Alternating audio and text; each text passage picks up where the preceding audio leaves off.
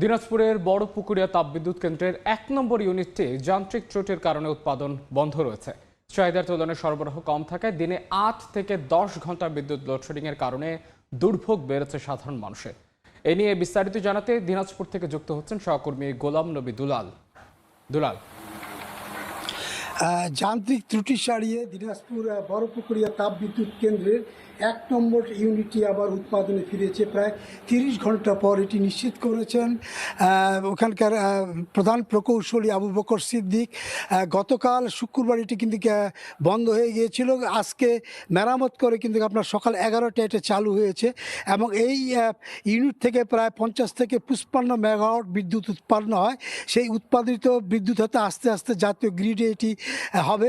আপনাকে বলে রাখি যে এই ১ নম্বর ইউনিটটি কিন্তু এই মাসে আরেকবার আপনার বন্ধ হয়েছিল, আবার যান্ত্রিক ত্রুটি সারি আবার উৎপাদনে ফিরে গেছে, আবার গতকাল আবার এটি বন্ধ হয়ে যায়।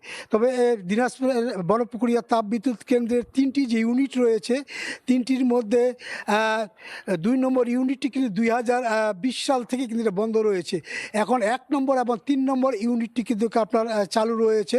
এদিকে লোডশেডিংয়ের মাত্রা যেটা আমরা বলি যে অনেক বেশি, এই কারণে যে বিদ্যুৎ সরবরাহ যে পরিমাণে থাকা উচিত সে পরিমাণে আপনার বিদ্যুৎ সরবরাহ না থাকার কারণে বিশেষ করে শহর অঞ্চলের চেয়ে গ্রাম অঞ্চলে লোডশেডিংয়ের মাত্রা কিন্তু অনেক বেশি এবং এই লোডশেডিংয়ের কারণে ছোটোখাটো যেসব কলকারখানা রয়েছে, আপনার বিদ্যুৎ চালিত যেসব আপনার ব্যবসা প্রতিষ্ঠান রয়েছে, শিক্ষার্থী রয়েছে, বিশেষ করে চালকল যেগুলো সেগুলো আপনার বিদ্যুতের কারণে কিন্তু আপনার অনেক ব্যাহত হয়।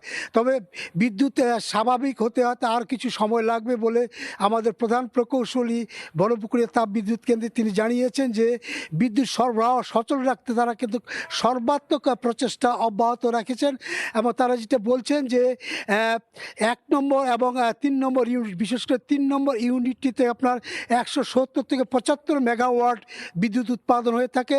যে বিদ্যুৎ উৎপাদিত বিদ্যুৎ কিন্তু তারা জাতীয় গ্রিডে আপনার দিয়ে থাকেন এবং আপনারা জানেন যে রংপুর অঞ্চলে এই বড়পুকুরিয়া তাপবিদ্যুৎ কেন্দ্র থেকে উৎপাদিত যে বিদ্যুৎ সেটি কিন্তু এই অঞ্চলে সবচেয়ে বেশি ব্যবহৃত হয়ে থাকে। তবে বিদ্যুতের যে অবস্থা সেটা ধীরে ধীরে আরও উন্নত হবে বলে তারা যেটা জানিয়েছেন আমাদের। তো আমার কাছ থেকে বিদ্যুৎ অবস্থার সর্বশেষ এই ছিল। দিনাজপুর বড়পুকুরিয়া তাপবিদ্যুৎ কেন্দ্র থেকে সেখানকার সবশেষ খবরাখবর জানাচ্ছিলেন সহকর্মী গোলাম নবী দুলাল। দেখছেন এই সময়ের বাণিজ্য, সঙ্গেই থাকুন।